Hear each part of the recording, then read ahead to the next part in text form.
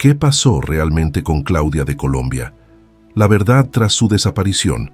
Hay artistas a los que el olvido llega solo, y hay artistas a los que el olvido les fue construido, ladrillo por ladrillo, por las mismas personas que deberían haberla protegido. Esta es la historia de una mujer a la que Colombia dejó ir, y hoy vas a entender por qué. Beverly Hills, California, abril de 1985. Los más grandes de la música latina están reunidos en un estudio de grabación histórico. Cada uno llegó con su equipo, su manager, su escudo humano. Y entonces entra ella, sin nadie, sola. Una mujer que había cantado en el Madison Square Garden al lado de Julio Iglesias y Roberto Carlos, que había vendido 13 discos de oro, que había hecho que un presidente de Venezuela temblara con una sola frase. Sola. Y ese detalle, tan pequeño y tan brutal al mismo tiempo, lo dice todo sobre lo que le estaban haciendo. Hoy vas a descubrir el escándalo diplomático que casi puso a 2 países en guerra y que un presidente usó para silenciarla sin que nadie lo llamara por su nombre. Vas a saber quién fue el hombre que llegó al borde de una cascada para quitarse la vida por ella y la respuesta que ella dio que partió a Colombia en 2. Vas a entender cómo la industria construyó una mentira sobre su nombre y la repitió hasta que todo el mundo la creyó. Y vas a descubrir qué hace hoy la voz más importante que Colombia ha tenido y por qué casi nadie lo sabe. Y si todavía no te has suscrito al canal, hazlo ahora, presiona el botón de suscripción y activa la campanita. Aquí hay investigación. Cada video que lanzamos vas a ser el primero en saberlo. Quédate. Esta historia no te la han contado completa, y después de este video no vas a poder olvidarla. Para entender lo que pasó, hay que ir primero al momento exacto en que todo cambió. Y ese momento no fue dramático. No hubo una pelea pública. No hubo un escándalo grabado en cámara. No hubo una declaración que todo el mundo recuerde. Fue algo mucho más silencioso que eso, y por eso mismo, mucho más devastador. A principios de los años 90, Claudia de Colombia protagonizó su última película de gran producción. Cuando esa película se estrenó, ella todavía llenaba recintos. Todavía era un nombre que abría puertas, pero algo en el ambiente había cambiado. Las llamadas empezaron a espaciarse. Las invitaciones a los grandes programas de televisión se volvieron más raras. Las emisoras que durante más de 2 décadas habían transmitido su voz en toda Colombia y en buena parte de América Latina, empezaron a rotar nombres nuevos. Primero llegó Shakira, luego Carlos Vives, luego Juanes, y nadie dentro de la industria se detuvo a preguntarse qué había pasado con la mujer que había abierto ese camino antes que todos ellos. Claudia no desapareció de los escenarios, siguió cantando, pero lo hacía lejos de las luces grandes. Y fue en una entrevista, años después, cuando dijo con una calma que duele más que cualquier llanto, que la habían robado, que la habían engañado, que las personas en las que más había confiado la habían dejado ir sin siquiera mirar atrás. Esa frase es la llave que abre todo lo que viene ahora, porque para entender lo que le pasaron, primero hay que saber de dónde venía. Y eso empieza muy lejos de cualquier escenario. En un barrio de Bogotá donde nadie habría apostado un peso por ella. Blanca Gladys Caldas Méndez nació en Las Cruces, un barrio popular del centro de Bogotá, el 18 de enero de 1950. Y desde el primer día, el mundo le dijo que no. Le dijo que no en los conservatorios, donde no pasó ninguno de los exámenes. Le dijo que no en los concursos de música, casi 20, de los que salió sin un solo trofeo. Le dijo que no la industria, que la veía como una cara más entre muchas. Pero hay algo que el mundo no calculó, que una mujer a la que el mundo le dice no 20 veces seguidas y no se rinde, no es una mujer común, es una mujer peligrosa. Su madre lo sabía desde que la niña tenía 5 años y ya cantaba en Inravisión con una seguridad que no correspondía a su edad. La llevaba a todos lados. Creía en ella cuando nadie más lo hacía, y esa fe no era ciega, era visionaria, porque lo que la madre veía en esa niña era exactamente lo que la industria todavía no tenía ojos para reconocer. Cuando todas las puertas se cerraron, Gladys aceptó la realidad y buscó trabajo. Terminó como secretaria en El Espectador, uno de los periódicos más importantes del país, ganando 150 pesos al mes. Más de la mitad se le iba en taxi, porque Blanca Gladys Caldas nunca aceptó subirse a un bus atestado de gente. Ese detalle que parece vanidad era en realidad una declaración de principios. Era una muchacha sin fama, sin dinero y sin conexiones que ya sabía exactamente quién era. Y esa certeza, esa dignidad que no se negocia, fue lo que la salvó cuando llegó la oportunidad. Y también lo que la condenó cuando la industria dejó de tolerarla. Pero antes de que llegara esa condena, llegó el milagro. Y llegó, como tantas veces en esta historia, por la puerta menos esperada. Fue en los pasillos de El Espectador donde todo cambió. Su jefe, el periodista Alberto Blanco, la escuchó un día cantarolando canciones de la española María Dolores Pradera, y lo que escuchó lo dejó sin palabras. Contactó a un productor llamado Guillermo Hinestrosa, quien estaba desarrollando la versión colombiana de El Club del Clan, el famoso programa argentino de Palito Ortega. Hinestrosa necesitaba voces jóvenes y con presencia. Escuchó a Gladys y supo de inmediato. Pero había un problema: el nombre. Hinestrosa consideraba que Blanca Gladys Caldas Méndez no era un nombre para los escenarios. Había que cambiarlo. Y aquí viene el detalle que casi nadie conoce. El nombre Claudia de Colombia no lo eligió ella. No lo eligió su equipo. Lo eligió el público, de manera espontánea, al verla por primera vez en ese escenario. El país la bautizó, y ella cargó ese nombre como una bandera durante el resto de su vida. El Club del Clan, entre 1966 y 1969, la catapultó. Compartió escenario con Roberto Carlos, Leonardo Fabio y Oscar Golden cuando todos eran apenas nombres emergentes. En 1970, grabó su primer disco con la CBS, hoy Sony Music. El primer sencillo fue su primer gran éxito, Llévame contigo, y a partir de ese momento, el mundo empezó a quedarse pequeño para ella, porque lo que vino después fue una carrera que Colombia no había visto antes, y que, seamos honestos, no ha vuelto a ver desde entonces. 13 discos de oro, un disco de platino, el premio Olas en España, el AC en Nueva York, el Canaima de Oro en Venezuela. Sus canciones sonaban en más de 15 países. Los colombianos que emigraban metían sus discos en la maleta para llevarlos a sus familias en el exterior, como quien lleva un pedazo de casa. Y entonces ocurrió lo que ningún artista colombiano había vivido antes.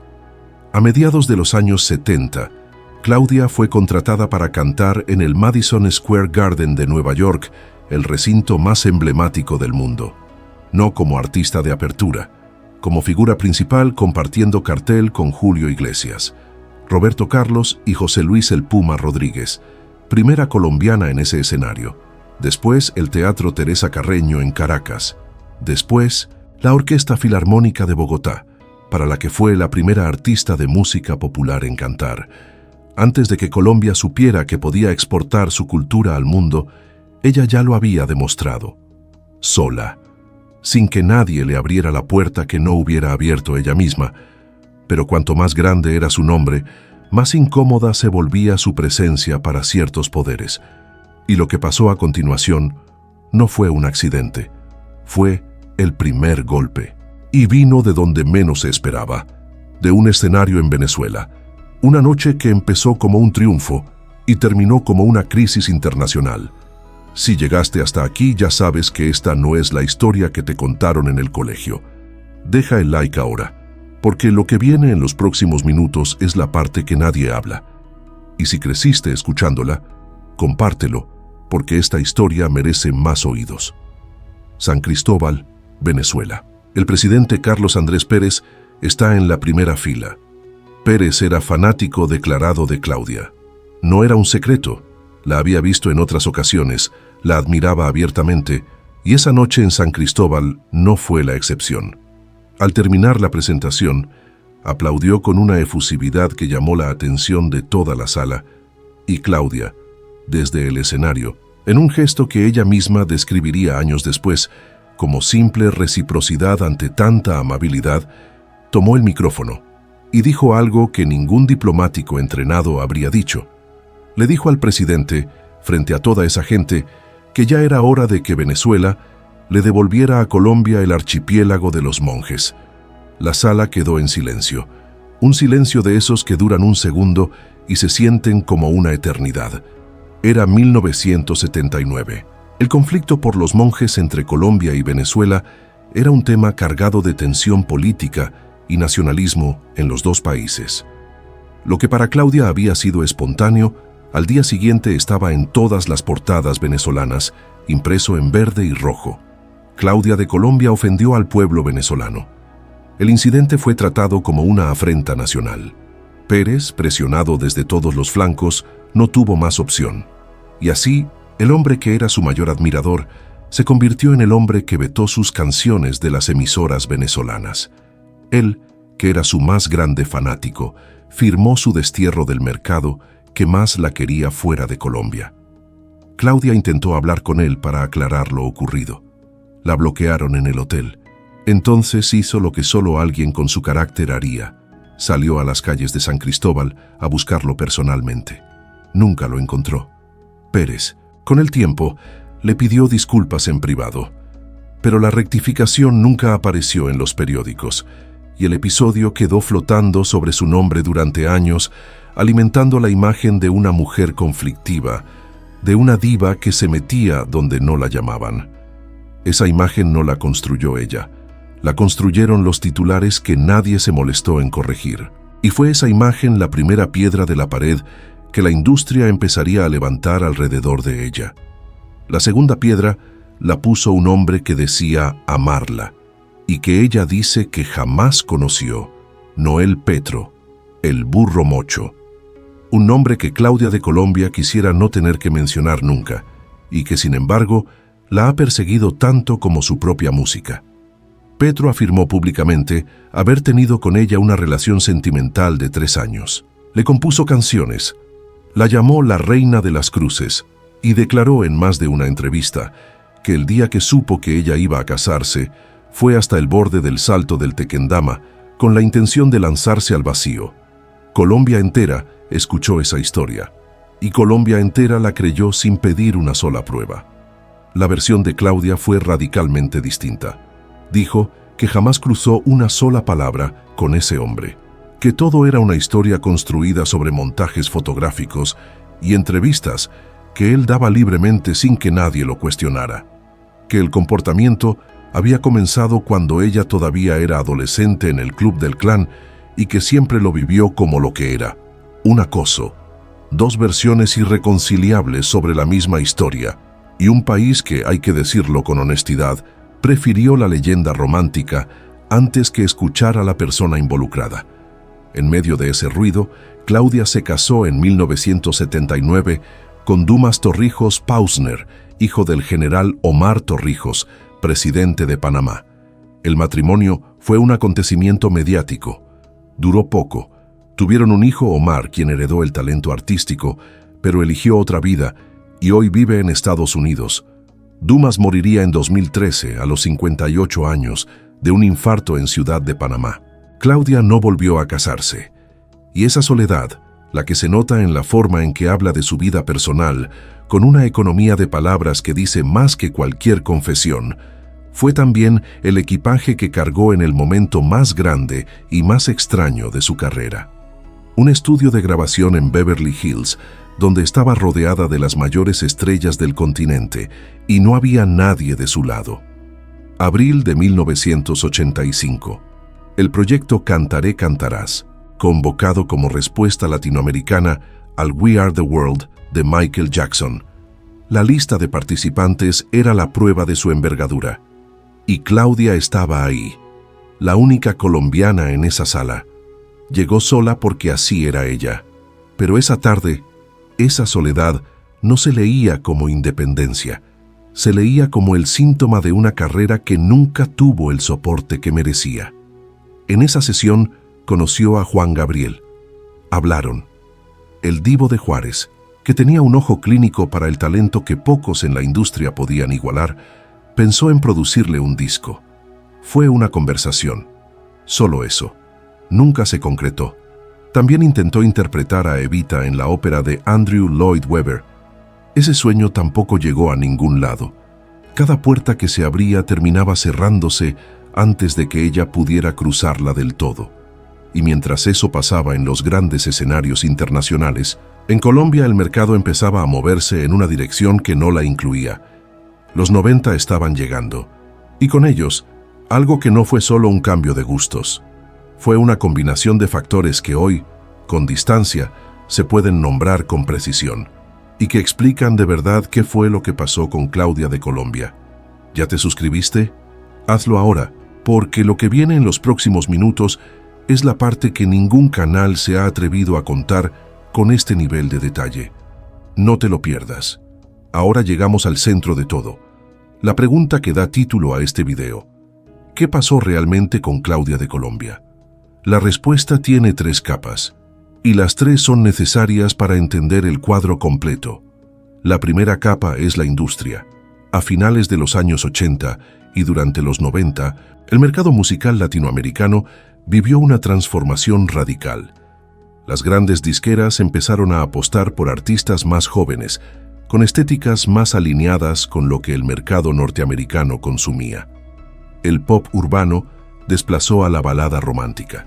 Las radios comenzaron a rotar listas más cortas, con menos espacio para los artistas establecidos que no trajeran algo completamente nuevo.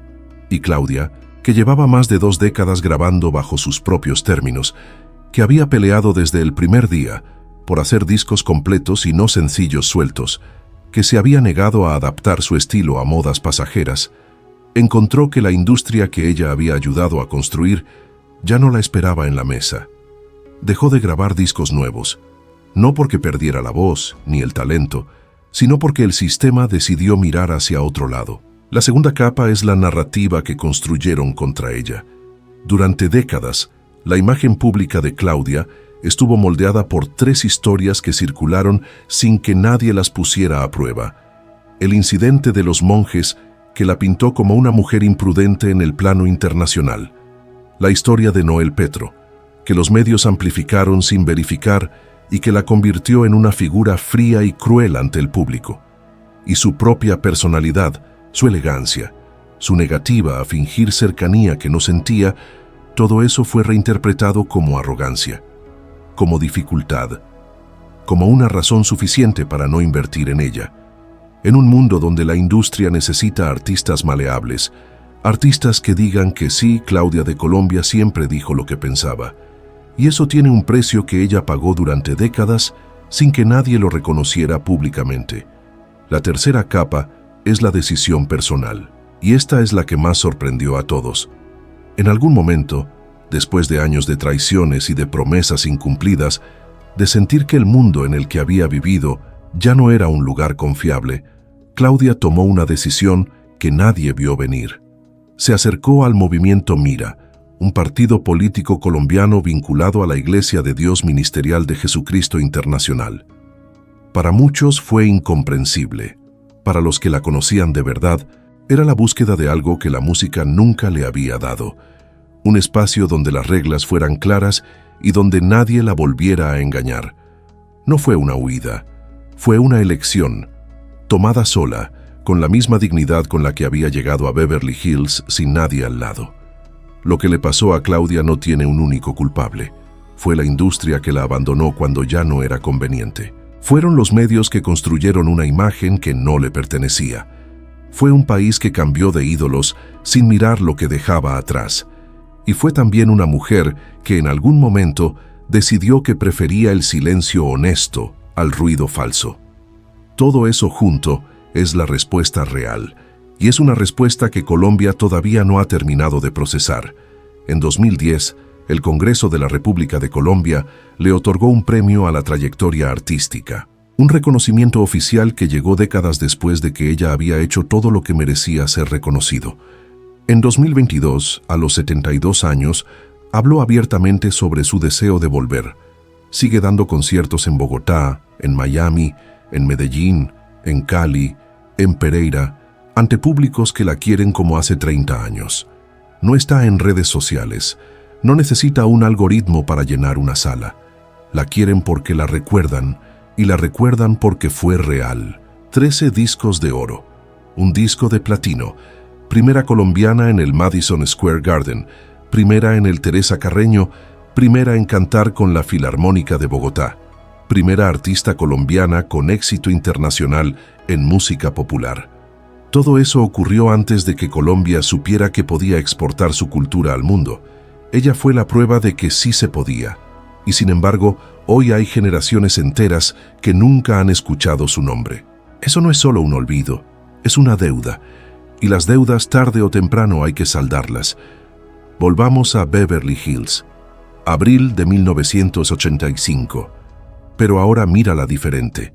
Ahora sabes de dónde viene. Sabes lo que costó cada paso desde Las Cruces hasta ese estudio. Sabes el precio que pagó por no haber doblado el carácter cuando el mundo le pedía que lo hiciera. Sabes lo que le quitaron. Y sabes lo que eligió cuando ya no le quedó más nada que elegir. Esa mujer que entra sola a ese recinto no entra así por falta de grandeza. Entra así porque su grandeza nunca dependió de nadie al lado. Y quizás esa independencia absoluta, esa negativa a ser manejada, fue exactamente lo que la industria no pudo controlar.